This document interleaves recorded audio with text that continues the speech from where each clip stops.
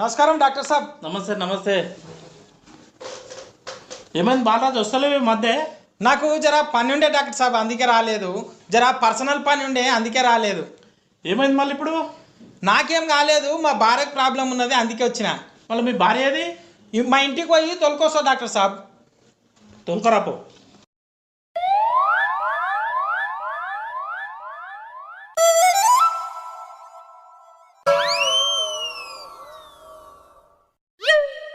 నమస్తే డాక్టర్ సాబ్. నమస్తే నమస్తే. డాక్టర్ సాబ్, నా భార్యకు నైట్లా కలల గాడిదలు, గుర్రాలు, కుక్కలు క్రికెట్ ఆడినట్లు కలవడుతుందంట. జర చూడు డాక్టర్ సాబ్. ఇది చాలా పెద్ద ప్రాబ్లమే ఇది.